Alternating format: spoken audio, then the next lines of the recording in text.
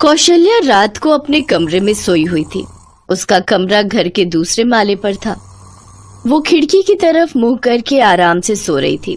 अचानक से उसकी नींद खुली। उसकी नजर खिड़की की ओर गई और वो चौंक गई। उसने देखा पड़ोस की बिमला की नई बहू पायल खिड़की से कमरे के अंदर झांक रही थी।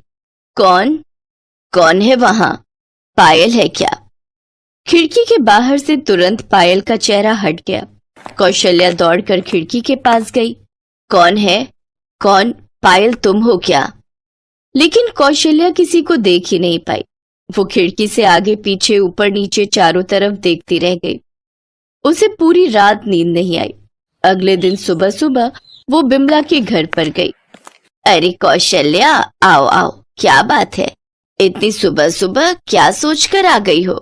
घर में चीनी या चाय पत्ती खत्म हो गई है क्या? नहीं नहीं, चाय पत्ती नहीं, मेरा मेंटल पीस खत्म हो गया है। Mental peace? वो क्या चीज है? कोई नए किस्म का खाना है क्या? नहीं नहीं, मेंटल पीस मतलब मानसिक। छोड़ो, तुम नहीं समझोगी। अपनी बहू को बुलाओ। नई बहू? अरे ओ पायल, कौशल्या चाची आई है तुमसे मिलने, बाहर आओ जरा। पायल आंखें रगड़ते हुए कमरे से बाहर आई। क्या बात है कौशल्या चाची, इतनी सुबह? मैं तो सो रही थी। हाँ हाँ, रात को लोगों के कमरों में झांकोगी तो देर तक तो सोना ही पड़ेगा ना। लोगों के कमरों में झांकना? ये आप क्या कह रही हैं कौशल्या चाची? हाँ कौशल्या, ये क्या तुम उल्टा सीधा इल्जाम लगा रही हो मेरी नई बहू पर? मैंने कल रात साफ साफ तेरी बहू को मेरी खिड़की के बाहर देखा था। कल रात को मिलाकर लगातार 3 दिन से हो रहा है ये सब। क्या? आपके कमरे के बाहर? लेकिन आपका कमरा तो दूसरे माले पर है। हाँ वही तो, वहां क्या मेरी बहू उड़कर जाएगी? या फिर जादुई शक्तियों से पैर लंबे कर लूंगी। कौशल्या चुप हो गई। उसे चुप देखकर बिमला ने कहा, कौशल्या तुम सो रही थी, तुमने सपना देखा होगा। जाओ, घर जाओ और चाय पी लो। नहीं नहीं, मैं चाय बनाकर लाती हूँ। कौशल्या चाची, मेरे हाथ की चाय पियो। कौशल्या के पास कहने के लिए कुछ भी नहीं था, लेकिन उसे साफ साफ याद था। उसने पायल को ही अपनी खिड़की के बाहर अंदर झांकते हुए देखा था। लेकिन पायल ऐसा कैसे कर सकती है? ये बात कौशल्या को कुछ समझ नहीं आ रही थी। पायल की शादी को सिर्फ 2 हफ्ते ही हुए हैं। पायल ने बिमला के बेटे राहुल से लव मैरिज की है, लेकिन शादी से सिर्फ 1 महीने पहले उन दोनों की मुलाकात हुई थी। शादी के बाद जब पायल इस घर में आई थी, तभी उसे देखकर कौशल्या को बिल्कुल अच्छा नहीं लगा था। पायल के चेहरे पर एक अलग चतुराई थी। कौशल्या ने मन ही मन सोचा था, ये लड़की को देखकर मुझे कुछ अजीब सा हो रहा है। मुझे ये क्यों लग रहा है कि इस लड़की को मैंने कहीं देखा है। कौशल्या के मन में एक शक था। खैर कुछ दिन तो ठीक ठाक बीते, लेकिन एक रात कौशल्या ने अचानक से खिड़की के बाहर पायल का चेहरा देखा। वो डर तो गई, लेकिन वो नींद में थी, इसीलिए खुद की गलती समझकर बात को जाने दिया। लेकिन उसके बाद लगातार 2 रात उसने पायल का चेहरा देखा, और उसके बाद वो विमला के घर पर पायल से मिलने के लिए गई। लेकिन पायल और विमला ने इस बात को हंसकर उड़ा दिया। उनकी जगह कोई और होता तो वो भी शायद इस बात को हंसकर ही उड़ा देता। ऐसा सच में हो सकता है क्या? लेकिन कौशल्या के मन में डर बैठ गया था। मुझे इस लड़की का राज खोदकर निकालना ही पड़ेगा, नहीं तो मुझे चैन की नींद नहीं आएगी। कौशल्या घर में अकेले रहती थी। 5 साल पहले उसके पति का देहांत हो गया था। कौशल्या की कोई संतान नहीं थी, लेकिन वो बहुत अमीर थी। घर में हमेशा 4-5 लाख रुपए कैश और उसके सोने के जेवर तो ऐसे ही पड़े रहते थे। लेकिन इससे पहले कौशल्या को कभी ऐसा डर नहीं लगा। वो रात भर सोई नहीं, बस खिड़की की तरफ मुंह करके बैठी रही। लेकिन आज उसने कुछ नहीं देखा। अगले दिन भी वो जग कर बैठी रही, लेकिन उस रात भी उसने कुछ नहीं देखा। अगले दिन उसे थोड़ी सी नींद आ गई। वो बैठे बैठे झक मारने लगी। उसकी नींद खुली तो देखा खिड़की के पास से एक चेहरा फट से हट गया। ये पायल ही है। पता नहीं वो क्या चाहती है। मैंने इसे कहीं देखा है, लेकिन कहाँ, मुझे याद क्यों नहीं आ रहा है। कौशल्या को नींद नहीं आई। सुबह सुबह वो चाय लेकर टीवी के सामने बैठ गई। थोड़ा न्यूज देख लेती हूँ। दिमाग में बस पायल ही पायल घूम रही है। न्यूज देख लूंगी तो दिमाग थोड़ा हल्का हो जाएगा। कौशल्या ने टीवी ऑन किया और न्यूज चैनल ऑन करते ही वो चौंक गई। न्यूज पढ़ने वाला आदमी बोल रहा था, बुजुर्ग आदमी और औरतें जरा सावधान रहें, आपके घर में भी हो सकती है डकैती। हमें अभी तक डाकू का चेहरा तो नहीं पता, लेकिन हम इतना जानते हैं कि ये डाकू कोई आदमी नहीं बल्कि एक औरत है। ये खासकर अमीर अकेली बूढ़ी औरतों को टारगेट बनाती है। और एक अजीब बात पता चली है, ये जादुई शक्ति से अपना पैर 10 फीट लंबा कर सकती है। कैसे, हमें नहीं पता। जिस घर को ये टारगेट बनाती है उस घर में ये अलग अलग रूप लेकर के जाती है। कभी सेल्स गर्ल तो कभी नौकरानी, और कभी कभी तो ये उस घर के लड़के से शादी तक कर लेती है। पायल की शादी को सिर्फ 2 हफ्ते ही हुए हैं। पायल ने बिमला के बेटे राहुल से लव मैरिज की है, लेकिन शादी से सिर्फ 1 महीने पहले उन दोनों की मुलाकात हुई थी।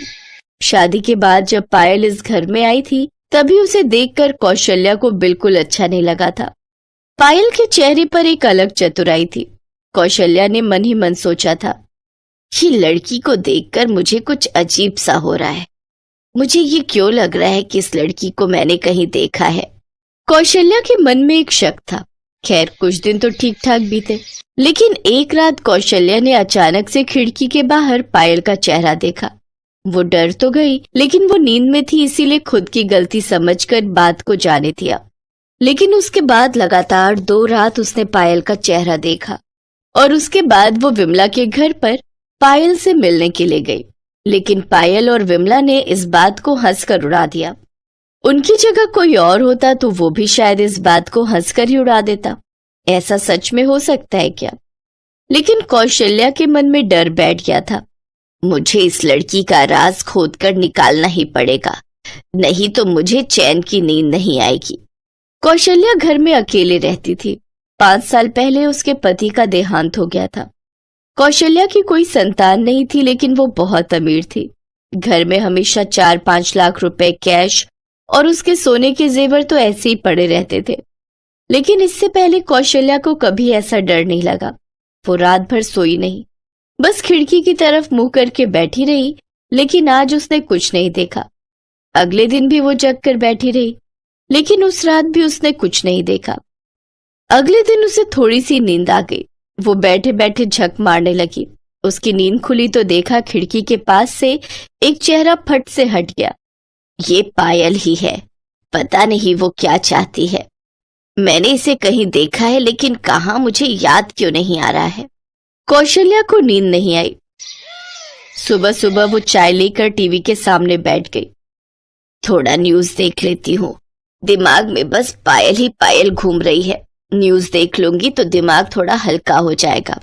कौशल्या ने टीवी ऑन किया और न्यूज चैनल ऑन करते ही वो चौंक गई। न्यूज पढ़ने वाला आदमी बोल रहा था, बुजुर्ग आदमी और औरतें जरा सावधान रहें, आपके घर में भी हो सकती है डकैती। हमें अभी तक डाकू का चेहरा तो नहीं पता, लेकिन हम इतना जानते हैं कि ये डाकू कोई आदमी नहीं बल्कि एक औरत है। ये खासकर अमीर अकेली बूढ़ी औरतों को टारगेट बनाती है। और एक अजीब बात पता चली है, ये जादुई शक्ति से अपना पैर 10 फीट लंबा कर सकती है। कैसे, हमें नहीं पता। जिस घर को ये टारगेट बनाती है उस घर में ये अलग अलग रूप लेकर के जाती है। कभी सेल्स गर्ल तो कभी नौकरानी, और कभी कभी तो ये उस घर के लड़के से शादी तक कर लेती है। और ये सुनते ही कौशल्या के रोंगटे खड़े हो गए। उसे कुछ याद आ गया। अरे मुझे याद आ गया, 2 महीने पहले एक लड़की आई थी मेरे पास काम मांगने, लेकिन मैंने उसे भगा दिया। वो लड़की पायल ही तो थी, इसीलिए इतनी जानी पहचानी लग रही थी पायल। सत्यानाश, यहाँ दाल नहीं गली तो उसने बिमला के बेटे को पकड़कर शादी कर ली ताकि मेरे घर के पास रह सके। मुझे अभी पुलिस स्टेशन जाना पड़ेगा। कौशल्या तभी पुलिस स्टेशन चली गई और पुलिस को सब कुछ बता दिया। पुलिस के लोग नॉर्मल ड्रेस में आकर इधर उधर छुप गए। रात को कौशल्या सोने का नाटक करने लगी और तभी पायल बाहर आई और पैर लंबा करने लगी। ये देखकर पुलिस के लोगों के होश उड़ गए। वो तुरंत आए और पायल के दोनों पैर चेन से बांध दिए। अरे अब क्या होगा रे तेरा, है? लंबे पैरों वाली डायन, चल। छोड़ दो मुझे, छोड़ दो। कौशल्या नीचे आ गई। मुझे पहले से ही इस पर शक था।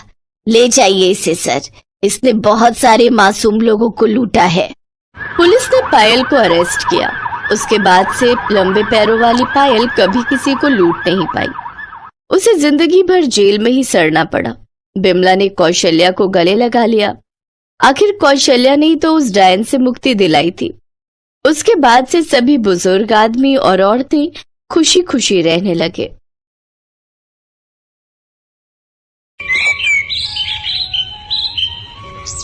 गिरधर सक्सेना का परिवार बेहद ही संस्कारी और आदर्शवादी था। उसके परिवार में उसकी पत्नी हेमा, बेटी नेहा और बेटा रोहन रहते थे। उनके संस्कारों के चर्चे मोहल्ले भर में होते थे। एक दिन उनकी पड़ोसन नीलम मिठाई लेकर उनके घर आती है। हेमा, अरे ओ हेमा बहन, कहाँ हो? आओ आओ नीलम बहन, रसोई में थोड़ा काम था, बस वही निपटा रही थी। अच्छा अच्छा, ये लो लड्डू खाओ। लड्डू? ये किस खुशी में बहन? मेरी बहू माँ बनने वाली है और मैं जल्द ही दादी। सोचा इस खुशी को सबके साथ बांट लूं। वैसे एक बात कहूँ, बुरा मत मानना, आप भी अब अपने बेटे की शादी कर ही लो, नहीं तो दादी बनने का सुख बुढ़ापे में नसीब होगा। नीलम ताना देकर वहाँ से चली जाती है, लेकिन ये बात हेमा को बुरी तरह चुभ जाती है और फिर वो निकल पड़ती है अपनी बहू की खोज में। कुछ दिनों तक खोजबीन करने के बाद उसकी तलाश खत्म होती है दिव्या नाम की एक लड़की पर, जो कि ख्यालों से एक मॉडर्न लड़की होती है। देखिए आंटी जी, मैं आज के जमाने की पढ़ी लिखी और मॉडर्न लड़की हूँ। बेटा, तू मेरे घर आकर भी अपनी जिंदगी अपने तरीके से ही जी सकती है। मेरा मानना है कि बहू भी बेटी ही होती है और मैं अपनी बहू को बंदिशों में बांधना नहीं चाहती। अपने ससुराल वालों के आजाद ख्यालों को जानकर दिव्या झट से शादी के लिए हाँ कर देती है। कुछ ही दिनों में दिव्या और रोहन की शादी बड़े धूमधाम से हो जाती है और वो सक्सेना परिवार की बहू बन जाती है। कुछ दिनों में ही वो घर की हर छोटी बड़ी जिम्मेदारी को बड़े अच्छे से निभाने लगती है। उसके हाथों का बना खाना सबको ही बहुत पसंद आता है। उसके ससुर गिरधर उससे कहते हैं, अरे वाह बहू, तूने तो बहुत ही अच्छा खाना बनाया है। तेरे हाथों में तो अब मानो माँ अन्नपूर्णा का वास है। क्या स्वादिष्ट खाना बनाया है। और ये खीर, आहा, भाई वाह, मजा ही आ गया भाई। आहा, इतना स्वादिष्ट खाना खाकर बहुत अच्छा लग रहा है, वरना लजीजदार खाना खाए तो सदियां हो गई। तंग आ गया था रोज वही घास फूस खाकर। हाँ हाँ, मैं तो जैसे तुम्हें बेकार का खाना खिलाती थी, अब घर में तुम्हारी बहू आ गई है तो मेरी पड़ी ही किसे है। क्या यार मम्मी, तुम भी पापा की बातों का बुरा मानकर बैठ गई। आप तो जानती ही हो उनको मजाक करने की कितनी आदत है। इसी तरह सक्सेना परिवार में हंसी खुशी का माहौल बना रहता था। दिव्या भी पूरी तरह उन सबके साथ घुल मिल गई थी। एक दिन दिव्या खाना बना रही होती है कि तभी उसे चक्कर आ जाते हैं और वो जमीन पर गिर जाती है। अरे क्या हुआ बहू तुझे? रोहन, देखो बेटा, बहू बेहोश हो गई है, जल्दी से डॉक्टर को फोन करके बुलाओ। हाँ माँ, मैं अभी फोन करता हूँ। रोहन जल्दी से डॉक्टर को फोन करता है। घर आकर डॉक्टर उसका चेकअप करता है तो रोहन उससे पूछता है, क्या हुआ डॉक्टर साहब, सब नॉर्मल है ना? हाँ हाँ, सब नॉर्मल है। अगर सब नॉर्मल है तो फिर ये बेहोश क्यों हो गई थी? वो इसलिए क्योंकि आप बहुत जल्द दादी बनने वाली हैं। आपकी बहू प्रेग्नेंट है। ये कहकर डॉक्टर वहाँ से चला जाता है। इसका मतलब मैं जल्दी ही बुआ बनने वाली हूँ। मुबारक हो भैया, आप पापा बनने वाले हैं। हाँ हाँ, नेहा तुझे भी बहुत बहुत बधाई, होने वाली बुआ जी। और मैं बनूंगा दादा भाई। आज तो मैं सचमुच बहुत खुश हूँ। बहू, तूने तो आज मुझे जमाने भर की खुशी दे दी। बता मेरी बच्ची, तुझे क्या चाहिए? अब ये होने वाली दादी तेरी सभी मांगे पूरी करेगी। बोलना तुझे क्या चाहिए? गुस्से से भरे चेहरे से दिव्या कहती है, रोहन ये सब क्या है? मैं इतनी जल्दी बच्चा नहीं चाहती। 9 महीने तक मैं उसे अपने पेट पर टांग कर नहीं घूम सकती। बहू, ये तेरा पहला बच्चा है और अपने पहले बच्चे के बारे में ऐसा नहीं कहते। बहू, हम सबकी उम्मीदें इस बच्चे से जुड़ी है। तुमने देखा नहीं, इसके आने भर की खबर से ही घर में कितना खुशी वाला माहौल हो गया। तो जब ये इस दुनिया में आएगा तो कितनी खुशियां लाएगा। देखो दिव्या, ये भगवान का दिया हुआ तोहफा है और हमें इसे ठुकराना नहीं चाहिए। कई लोग इस खुशी के लिए न जाने कितनी मन्नत और कितने मंदिरों में जाते हैं, तब जाकर उनको माँ बाप बनने का सुख मिलता है। उन सब की बातें सुनने के बाद दिव्या के पास उनकी बातें मानने के अलावा और कोई उपाय नहीं था। अब सभी घर वाले उसका खूब ख्याल रखते हैं। वो उससे घर के कामकाज नहीं करवाते, उसको सारा दिन आराम करने के लिए कहते हैं। उसकी सास उसके लिए खाना लेकर उसके कमरे में जाती है। बहू, ये ले तेरा नाश्ता। अब से तू अपने कमरे में ही आराम करेगी। घर का काम मैं और नेहा मिलकर देख लेंगे। तेरा तीनों वक्त का खाना तेरे कमरे में ही आ जाएगा। तुझे बार बार सीढ़ियां ऊपर नीचे करने की जरूरत नहीं है। लेकिन माँ जी, ऐसे तो मैं बोर हो जाऊंगी। अरे तो तुझे किसने कहा बोर होने के लिए? तेरे कमरे में टीवी है, तू देख, गीता और रामायण पढ़। यहाँ मैं बोर होने की बात बता रही हूँ और सासू माँ की मुझे बेकार बेकार के आइडिया दिए जा रही हैं। खैर, मुझे क्या, मुझे तो नींद आ रही है। ऐसा करती हूँ, जल्दी से नाश्ता करके कुछ देर सो जाती हूँ। घर में सभी खुश थे। जहाँ हेमा नेहा उसे घर का एक काम नहीं करने देती थी, वहीं रोहन और उसके ससुर भी उसके खाने पीने की हर फरमाइश को पूरा करते थे। एक रोज रोहन बच्चों के पोस्टर लेकर आता है और उसे अपने पूरे रूम में लगा देता है। रोहन, ये क्या है? मैंने सुना है कि माँ जिस तरह की तस्वीरें देखती है, बच्चे उसी जैसी शक्ल के होते हैं। तुम भी ना रोहन, ना जाने किन सब बातों में बिलीव करते हो। अरे बच्चा तो अपने माँ बाप की शक्ल पर ही जाएगा ना।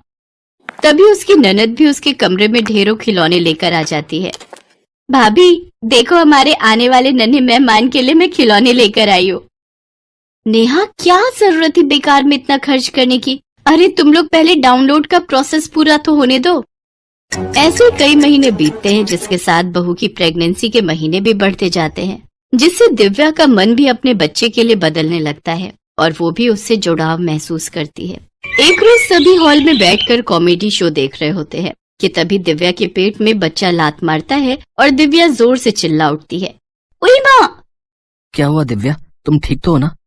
हाँ, वो बच्चे ने लात मारी। भाभी, लगता है उसको भी कॉमेडी शो बहुत पसंद है। सभी जोर जोर से हंसने लगते हैं। ये देख दिव्या की आंखों में खुशी के आंसू आ जाते हैं और वो रोने लगती है। क्या हुआ बहू, तू रो क्यों रही है? माँ जी, आप सच कह रही थी। माँ बनने का सुख इस दुनिया का सबसे बड़ा सुख होता है। अब मैं अपने बच्चे को महसूस करने लगी हूँ और मैं अपनी इस पहली प्रेगनेंसी को अच्छे से एंजॉय करना चाहती हूँ। इसके बाद दिव्या का मन अपने बच्चे की तरफ झुक जाता है। वो घंटों अपने बच्चे से बात करती है और प्यार से अपने पेट पर हाथ सहलाकर उससे प्यार जताती है। उधर होने वाली दादी आने वाले बच्चे के लिए गर्म कपड़े बुनती है तो दादा नया पालना खरीद कर ले आते हैं। कुछ दिनों बाद दिव्या का 9वां महीना पूरा होता है। उसकी सास उसकी गोद भराई बड़े ही धूमधाम से करती है। उसकी पड़ोसन नीलम कहती है, आने वाले नन्हे मेहमान के लिए बहुत बहुत बधाई आप सभी को। अब आपका परिवार जल्द ही बढ़ने वाला है। वैसे गोद भराई का फंक्शन तो बहुत बड़ा किया है तुमने। अरे ये तो होना ही था, हमारी इकलौती बहू का पहला बच्चा जो है। सभी लोग बड़े ही धूमधाम से इस फंक्शन को एंजॉय करते हैं। रोहन, अब मुझसे बर्दाश्त नहीं हो रहा। इस बच्चे को बोलो ना जल्दी से बाहर आ जाए। मैं इसे अपनी बाहों में लेने के लिए तड़प रही हूँ। क्या यार दिव्या, अब तुम कोई पिज्जा डिलीवरी वाली तो हो नहीं जो झट से बच्चा बाहर आ जाएगा। अरे बाबा, हर चीज का समय होता है और वो अपने टाइम पर ही बाहर आएगा। अगले दिन उसकी सास उसके लिए एक गिलास दूध में 2 बड़े चम्मच घी डालकर पीने को देती है।